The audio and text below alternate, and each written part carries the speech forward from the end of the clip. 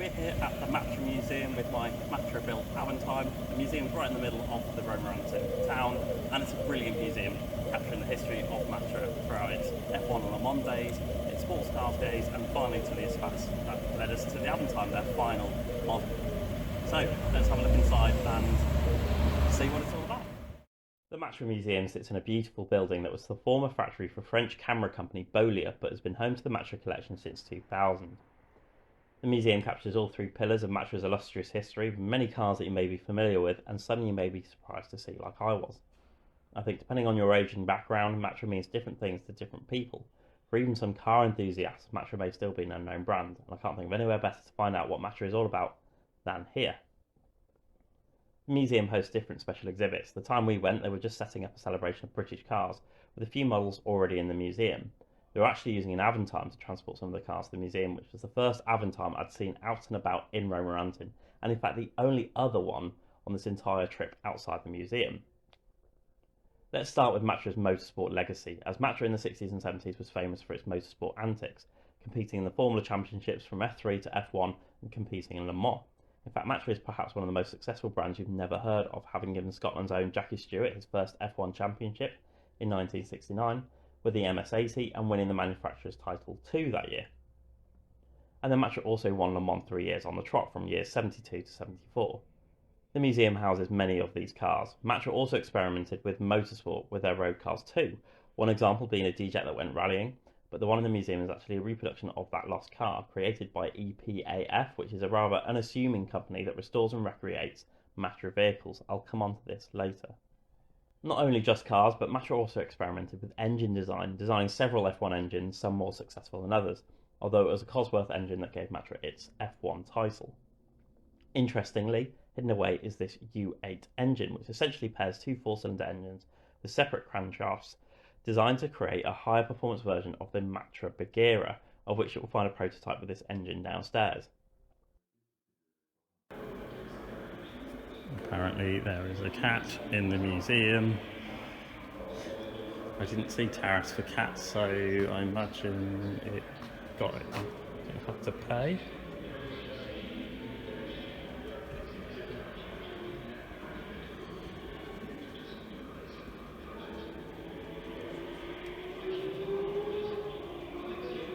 The second pillar of Matra is arguably its own Matra branded cars, which were mostly sports cars, which actually started with a different company. Renault Bonnet was a car company located in Romorantin and created a model called the D-Jet, amongst a couple of others. In 1964, Matra became the owner of the Renault Bonnet brand, forming Matra Automobiles, and the D-Jet became the Matra D-Jet and its first production car. The follow-up to the D-Jet was the mid-engined M530, sporting composite body panels, pop-up headlights and a Ford V4 engine.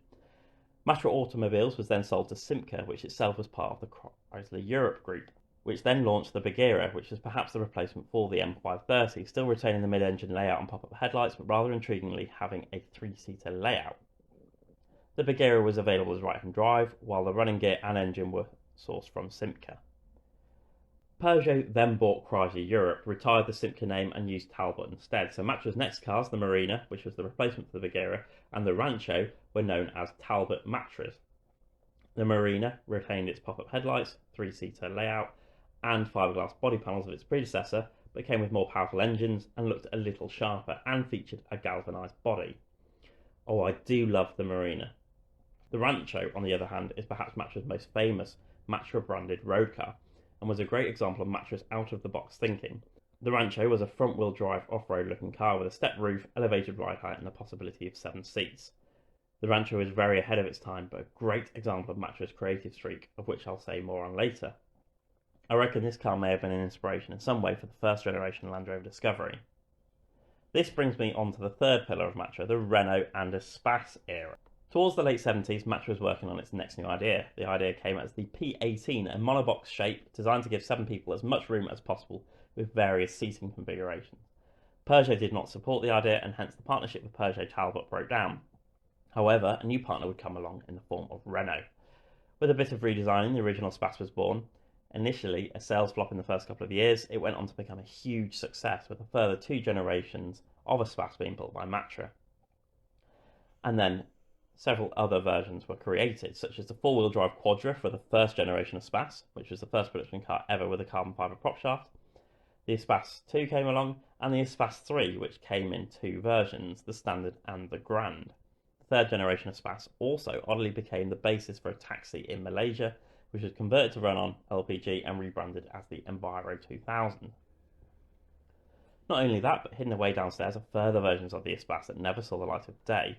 The SUV-looking P40 and the bonkers 273 horsepower four-wheel drive bi-turbo, using the powertrain from the already wild Safrane bi-turbo, a car that is on my list to buy for sure. That car could apparently do 0 to 60 in 7.5 seconds in 1993. It wouldn't be until 2005 in the Severa VXR that a 7-seat MPV was as fast as that. For the Espace 3, the concepts and prototypes got a bit more wilder, where a natural gas hybrid was explored, as well as the 5-seater Spider, perhaps one of the craziest concepts based on a road car ever, one of the standout highlights of the museum. I may have missed a glaringly obvious one as well, perhaps the most famous of all, especially to the Gran Turismo generation. That car, of course, is the Espace F1. Despite Matra's history in F1, this car celebrated Renault's involvement in F1 as an engine supplier for Williams. Although quite far removed from the original second generation Espace, this four-seater, mid-engined, 800 horsepower V10 concept was fully functional. For me, seeing this car in the flesh was a particular highlight. A car so famous and far removed from anything that made sense. It did its job in advertising Renault's F1 engine, the innovative Espace, and Matra's engineering expertise. It also allowed passengers to experience an F1 engine, and it could do, apparently, 186 miles per hour. That then leads us on to the Avantime. After the third generation of Espace, Renault took Espace development and production in-house, and the Avantime was born out of a need to keep Matra going through a new product for Renault, one looking to capitalise on Renault's design and Matra's innovation. The Avantime used the Espace's floor pan and core platform, as you can see here in the common wheelbase, but completely reimagined the shape, the concept, and the desirability through this luxury-style crossover coupe.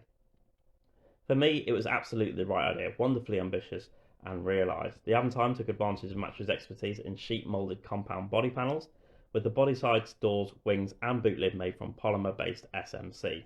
Unfortunately, this would go on to be Matra Automobile's last production car, bringing to the end this fantastic brand, 3,000 jobs, and the closure of the factory. But that's not all to Matra, because aside from the more well-known prototypes and concepts, Matra was constantly innovating. Downstairs, you'll find a vast collection of preserved prototypes, including the extending Renault Zoom, the P41 with its double-hinged door concept that became a feature of the Avantime, the P54 Espace Club, which I suppose was a compact MPV, like what the Scenic became, with its Hyundai Veloster setup of one door on one side and two on the other. Remember this car for when we go to the Citroën Museum in the next video. Those intriguing Espace concepts I mentioned, fast versions of the Marina and Bagheera, and some quirky city car and sports car concepts. So what a wonderful, quirky, multifaceted brand, with success in the pinnacles of motorsport, various innovations, bonkers one-offs, and legendary sports cars, all finished off by the Avantime. But perhaps that is unfair. The Avantime was Renault's lifeline to Matra, and something unique had to come about for Renault to support it. Incredibly, nearly 1 million cars were manufactured by Matra and Romorantin, mostly Espaces, but still covered a wide range of models. We'll go on to explore Matra in the town shortly. So there you go, Matra and the Matra Museum. Check it out if you're ever nearby. I think it'll open your eyes to Matra and possibly make you admire this fascinating French brand. There are a few remnants and references to Matra in the town of Romorantin, starting with Rue de René Bonnet, named after the brand that Matra brought to become Matra Automobiles. On this road is where you'll find the company E.P.A.F that I mentioned earlier in the video. The building gives nothing away at all, but this company, which translates to Maintenance of French Automotive Heritage, restores and recreates historic Matra vehicles, like the racing DJ in the museum that I mentioned earlier. On the website you can find the intriguing vehicles and projects they've undertaken. As for the actual Matra factory, the Matra site was located right in the centre of Romorantin on the side of the River Soldier, and is the historic home to Matra, while the site traces its roots back to the Normant Textile Company. This is evident in the Normant Gateway, which is the most iconic part of the factory. Additionally, the old building on the side of the river also harks back to the textile history here. This building that the Avantime is parked in front of is the Normant Gateway. It was the gateway to the Matra factory, so through there was where the Avantime started its life. This building is a beautiful building, but it's actually been chopped at both ends. There was a lot more to it. I believe it's where the offices were. I'm not quite sure what happened in those offices. That might have been where engineering was, or finance, or whatnot, but they've kept this building, it's beautiful, but they have removed the Matra signs, which I think is a real crying shame. But it's beautiful. There's a few aspects of the Matra factory left, and we're just going to go around now and take a few shots. The site has been mostly redeveloped into a residential area, but for many years some of the buildings stood derelict, even as recently as 2018 when looking on Street View. The site is where all Matra branded road cars were built, along with the 3 generations of Espace and Avantime. During the production run of the 2nd generation of Espace, due to capacity issues, some Espaces were assembled at the Alpine factory in Dieppe. However, for the 3rd generation of Espace, I understand a new site on the outskirts of Romorantin was built to build the body shells and hence allow increased production capacity. I didn't seek out this site while I was in Romorantin. It's sad to see how little is left, but I'm glad they have restored and repurposed the last remaining buildings. The gateway has been restored, the textile building is a wine bar, and the production hall is an exhibition building now. This site would have provided jobs for many local people for 4 decades and produced truly legendary cars, and it just seems forgotten, a bit like Longbridge does in the UK. I just want to say a big thanks to Simon Farmer for the tips and knowledge, perhaps one of the most knowledgeable and passionate Avantime and Matra car owners out there. I wouldn't have found out or seen as much as I did without the tips. So this building behind me is actually part of the Matra factory. It's one of the few buildings that remain of the Matra factory, and it is actually one of the production facilities. I can't quite remember what went on in there, but very strangely, as we were trying to film this, a guy drove past, reversed, and then came in, and it turns out not only does he own 15 Avantimes, he actually worked at Matra in this building when it closed, which was incredible. He didn't speak a lot of English, although his English was pretty good when he did, so we had a very interesting but difficult conversation in mixed English and French, but it was incredibly nice to meet Stefan, and he's actually organising an event in May in this very building, because it is now an exhibition hall.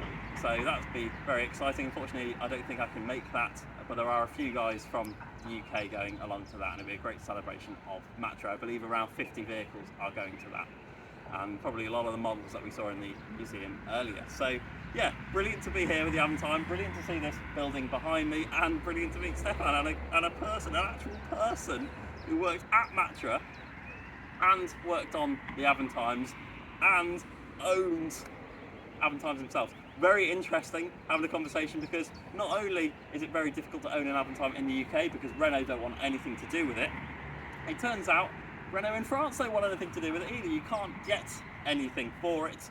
They actually scrapped all of the parts they had on the site when they closed down, unfortunately, because they went into some sort of administration. Instead of putting the parts into the dealer network, they just got rid of them all. So very hard to get parts. He did tell me he did steal some parts during that time. And not only that, when I was trying to talk to him about where he got his exhaust from, it turns out he gets them from the UK, from a company that sort of says they make them, although to be honest I've got one of them and I don't think it's great, but still, it just goes to show how difficult it is to own the Avantime, and he was quite impressed that it arrived here, which probably doesn't say much about the Avantime's reliability. But yeah, what a crazy thing.